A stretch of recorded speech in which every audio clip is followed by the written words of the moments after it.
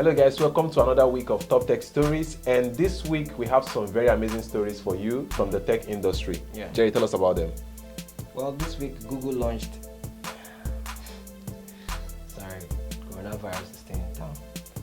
This week Google launched an app called Tangi, which stands for Teach and Give. Right? So this app is for people who watch tutorial videos, and from this app you can learn how to do stuff that you learn on YouTube.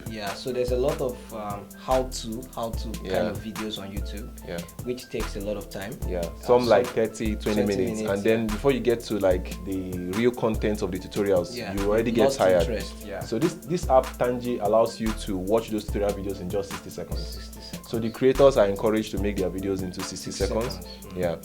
But somehow you begin to wonder that if you can actually learn something in 60 seconds. So I'm beginning to think that it's just like it's going to be like a platform that will really take people from, maybe just give them an intro of what I don't know. I think YouTube must have done a survey about users' retention span, and probably they've discovered that 1 minute is like feasible retention span for people to learn something. So they're trying to experiment on that as well. So the thing now is that Google has developed this app Tangi, and it's only available right now on iOS. Isn't that a little bit surprising that Google owns Android yet they didn't develop it for Android? Well, they understand the market, and I'm sure that because this is just a test platform, they are testing this just for iOS. So if they see the reception of users, then make it fly. So if you're on Android like me, you can only use the website for now, right? Only people like us. But on the next story this week, there's good news for Android users.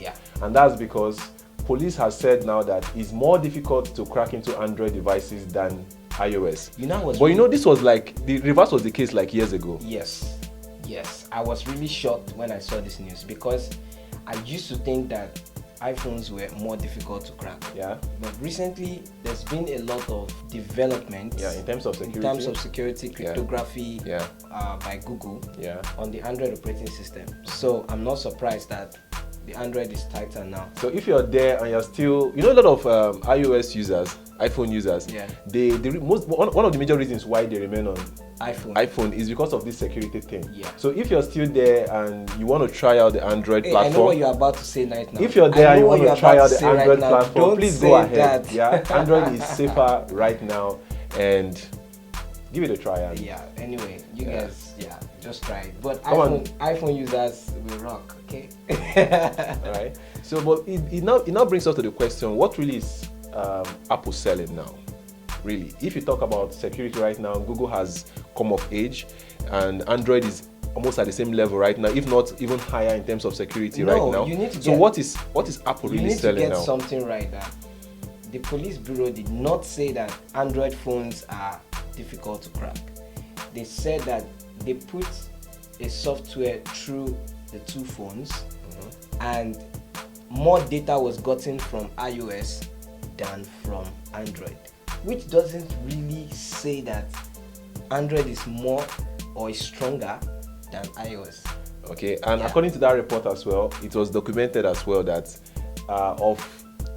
some numbers of iPhones that they were able to crack, they had like a higher percentage, more than the Android, and this is because of the increase in the development in terms of the updates in Android versions and True.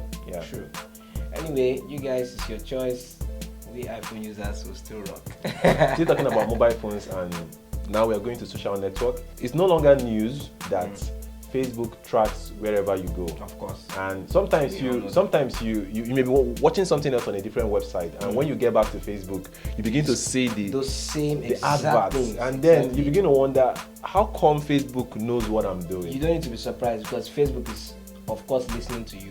Well, what's happening actually is that these websites that you visit, they send your information back to Facebook. And this information is used in serving you ads. So this is how Facebook actually, that is connected to the internet, This is how Facebook actually monitors you. This is how Facebook actually knows whatever you're doing. So it's not like Facebook is actually really spying on you, but these websites are the ones sending information back to them. Facebook. And guess what? You can now disable that with these few steps. So this is how you do it. Locate the off Facebook activity tool by going to your setting. Then if you're on your computer, on the left side, click on your Facebook information. Then you see off Facebook activity.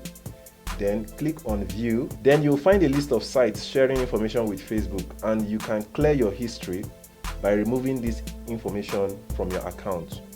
All right, so ensure you remove them from your account. To be clear, if you just turn it off, Facebook will still be able to receive information about your account, but it now just won't be associated with your account anymore. All right, so to be safe, clear those history, or you can disconnect those apps that you're already connected to Facebook.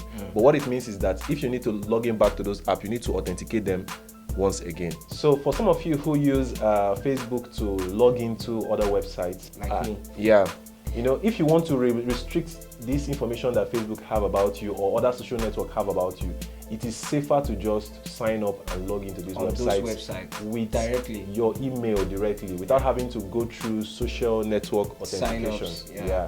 But then don't you think it's easier than just I feel like it's easier than to start typing my username, my password and stuff. Just say sign in with Facebook, it just authenticates. That's the price. That's the price you have to pay. That's really the price you have to pay for your convenience. You give out your information. But if you are particular about your information going out, because information right now is big business. Yeah, it's big business. If you're particular about information going out, you may want to just sign up directly to those websites with your email address rather than having to use the third-party social network sign-ups. And finally, while we are still on the issue of coronavirus, we pray that it will be eradicated so soon. I know that scientists and doctors are working around the clock. People from World Health Organization are also working around the clock. And just today, World Health declared it as a global emergency. So it means that all the doctors worldwide are working hands on deck to make this go away as quick as possible. And while that's also going on, Google has activated the SOS alert in their search engine.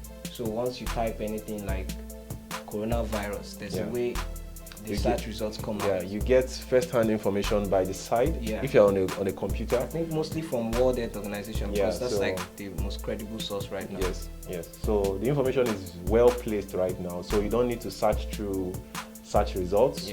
All right. So you see like a card where you just see the specific information you need, the contact you need to call. Share. Yes, and you can share directly. So that's kudos from Google. Yeah. So that concludes Top Tech Stories for this week. We're glad that you stayed through to this point.